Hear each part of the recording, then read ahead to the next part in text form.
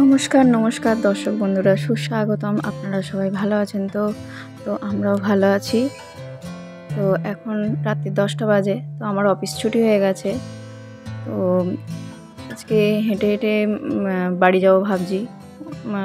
কারণ হচ্ছে বর আজকে নিতে আসতে পারবে না।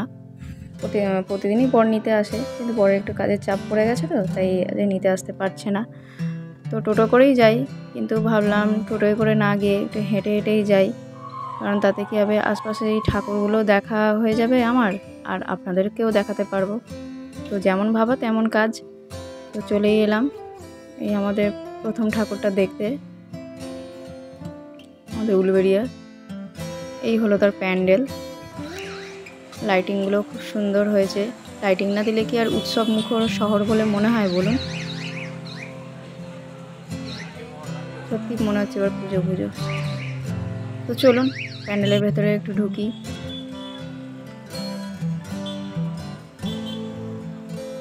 কোনো একটা মন্দিরের আদলেই হয়েছে, তো কী মন্দির সেটা বুঝতে পারছি না ঠিক। তো চলুন ভেতরে যাই।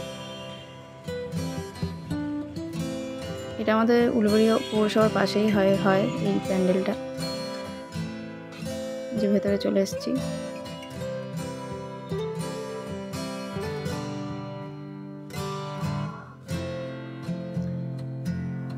এখানে ড্রাগনের দেখছি ছবি দেওয়া আছে। ছবি বলতে মানে সোলার কাজ করা আছে।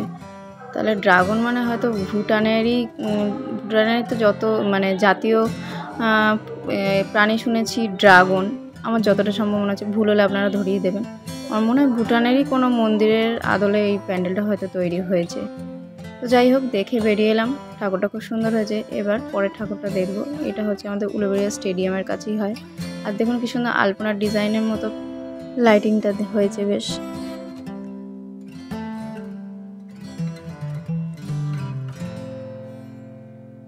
তো আজকে তো মহাপঞ্চমী। ও সকলকে জানাই শারদীয় শুভেচ্ছা। সবাই খুব ভালো থাকুন, সুস্থ থাকুন, খুব ভালো করে পুজো কাটান। আর এই হলো আমাদের উলুবেড়িয়া স্টেডিয়ামের রাস্তাটা। এই যে ওই ভেতরেই হচ্ছে স্টেডিয়াম। আর মা দুর্গা সকলের আশা পূরণ করুক, সকলের ইচ্ছা পূরণ করুক, সকলকে খুব ভালো রাখুক, সুস্থ রাখুক, সকলের মঙ্গল করুক, এটাই চাওয়া। আর নারী নিরাপত্তা বাড়ুক।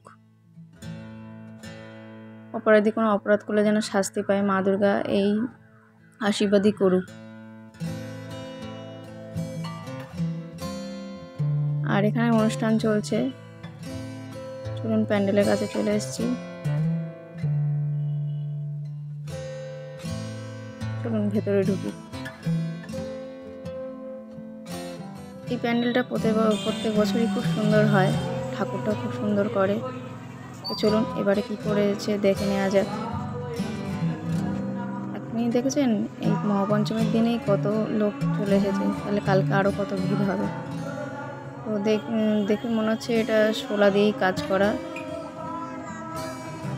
শোলার কাঁচ, বিভিন্ন সুতোর দিয়েও কাজ করা। আরও হয়তো অনেক কিছু জিনিস আছে, সেগুলো বুঝতে পারছি না। যতটুকুনি বুঝতে পারলাম বললাম। আর খুব সুন্দর হয়েছে প্যান্ডেলটা, কিন্তু দেখুন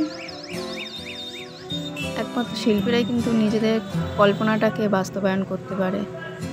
কি সুন্দর নিপুণ হাতে নিজেদের শৈল্পিক যে কাজকর্মগুলো ফুটিয়ে তুলেছে।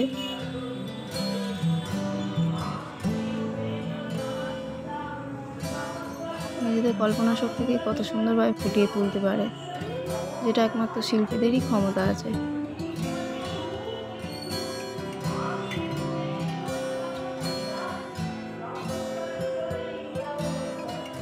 বা আলোগুলোও কিন্তু খুব সুন্দর লাগছে, বেশ অন্যরকম।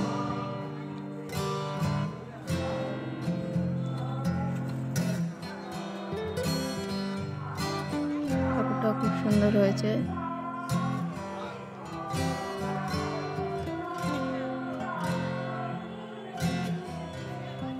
ঘোমটা দেয়া শাড়ি পরে মা দুর্গা এবং মা দুর্গার দুই মেয়ে কার্তিক গণেশ বসে আছে।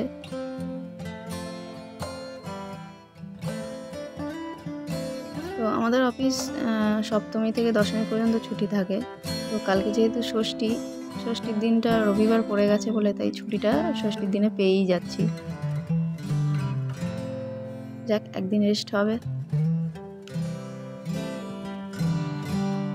আসলে পুজোর দিনের ছুটিগুলো তো ওর দিয়ে চলে যায়, কিছু বোঝাই যায় না। আর এই রাস্তার ভেতরেও দেখুন, এই যে আলো জ্বলছে, এই রাস্তার ভেতরেও একটা ঠাকুর হয়েছে, কিন্তু আর রাত হয়ে গেছে যেহেতু আর যাচ্ছি না। তো রাস্তার ধারে যেসব ঠাকুরগুলো প্যান্ডেলগুলো হয়েছে সেগুলোই দেখে নিচ্ছি আর আপনাদেরও দেখাচ্ছি। এই অকাল বোধনের প্যান্ডেলটা, ঠাকুরটাও কত সুন্দর হয়েছে। এটা হলো নোনা অকাল বোধন দুর্গাপূজা কার্যালয় প্যান্ডেল আর ঠাকুর। এই জন্য দেখুন মায়ের পাশে, মায়ের পায়ের কাছে দেখুন শ্রীরাম রয়েছে। অকাল বোধন তো শ্রীরামচন্দ্রই করেছিলেন। এই ঠাকুরের আদলটা এরকমই করে। চলুন, দেখা হয়ে গেছে, এবার এগোই। এখানে আলোগুলো আবার অন্যরকম।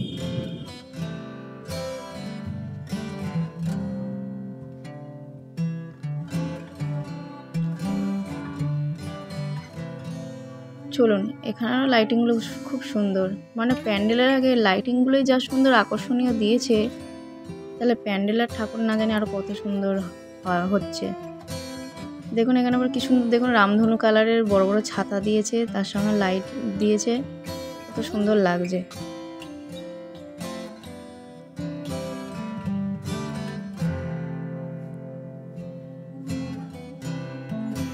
বাহ, প্যান্ডেলটাও খুব সুন্দর হয়েছে। প্যান্ডেলটা যতটা দূর দেখে মনে হচ্ছে জমিদার বাড়ির আদলেই করেছে। সামনে আবার একটা ঘড়িও দিয়ে দিয়েছে, মানুষের টাইম দেখতে সুবিধা হবে।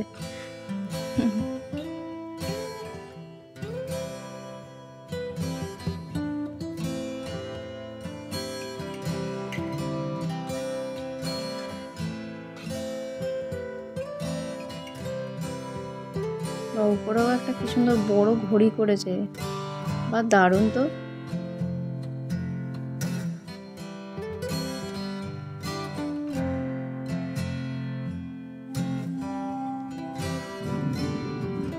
আর বেশ ভেতরটা কিন্তু বেশ শান্ত লাগছে, এত লোক রয়েছে কিন্তু বেশ একটা নিরিবিলি পরিবেশ লাগছে প্যান্ডেলের ভেতরটা।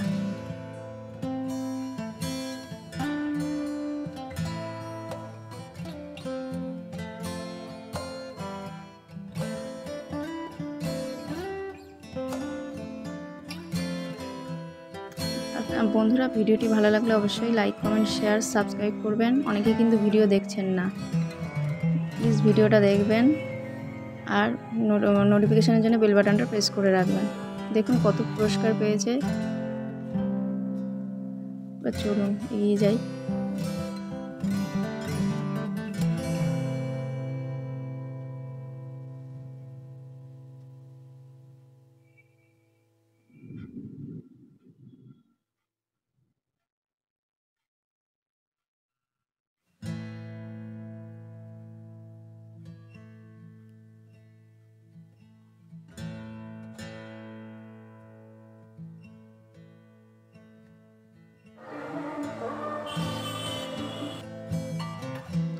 এবার আমরা চলে এলাম, আমরা বলতে আমি একাই তো চলে এলাম এবার। অবশ্য আপনারাও আছেন আমার সঙ্গে। আর এটা চলে এলাম, দেখুন উলবেড়িয়া গরুহাটা বলে এটাকে, কারণ এখানে প্রত্যেক শনিবার হাট বসে, বিভিন্ন জিনিসপত্র বিক্রি হয়। তো মাঠটা দেখুন প্রচুর বড়, মানে বিশাল বড়, এই জন্য প্যান্ডেলটাও হয়। বরাবরই দেখেছি এই মাঠটাতে মানে খুব বড় প্যান্ডেল হয়। আর প্যান্ডেলটাও হয়েছে ঠিক দক্ষিণেশ্বর মন্দিরের আদলেই হয়েছে প্যান্ডেলটা।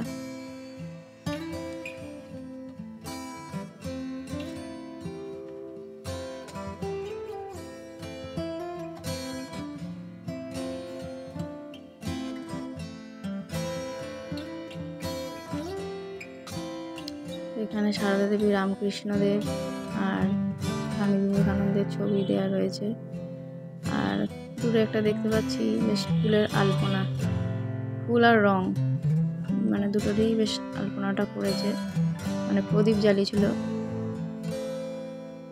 এখানেও ফাংশন হচ্ছে।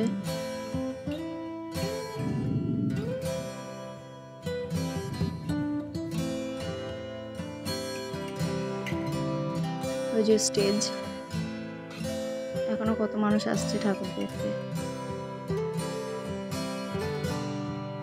যাক, আমরা ফাঁকায় ফাঁকায় ঠাকুর দেখে নিচ্ছি বেশ। যত দিন যাবে তত তো ভিড় বাড়বে। এবার চলে এলাম আমার একটা স্মৃতি জড়ানো জায়গায়। প্রায় কয়েক বছর পর এরকম এত ভেতরে এসে ঠাকুর দেখতে ঢুকলাম। এটা হলো আমাদের উলুবেড়িয়া কলেজের ঠাকুর। তো অন্যান্য সময় উলুবেড়িয়া কলেজের ঠাকুরটা বাইরের দিকেই হতো, প্যান্ডেল ঠাকুর দুটোই মানে রাস্তা থেকেই দেখা যেত। কিন্তু এবছরে দেখছি একদম কলেজের গেটের একদম ভেতরেই কিন্তু প্যান্ডেলটা হয়েছে। এই প্যান্ডেলের পেছনেই কিন্তু একটা বড় পুকুর আছে, যেই পুকুরটার নাম হচ্ছে ভিক্টোরিয়া পন্ড। তো এই কলেজেই আমি পড়াশোনা করেছি 3 বছর, গ্র্যাজুয়েশন পাস করেছি। এই হলো আমাদের ইউনিয়ন রুম।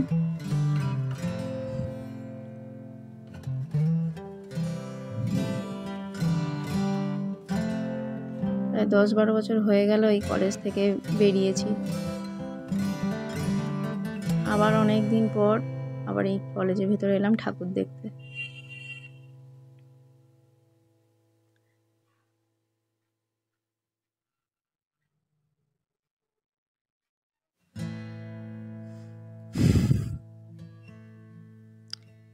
এই যে স্ক্রিনটা দেখতে পাচ্ছেন এখন অফ করে দিয়েছে, রাত হয়ে গেছে। স্ক্রিনে সব না অ্যাডভার্টাইজ দেখাচ্ছিল। চলুন বাড়ি যাই। তো বন্ধুরা, ভিডিওটা এখানেই শেষ করলাম। ভিডিওটি কেমন লাগলো জানাবেন। Thank you.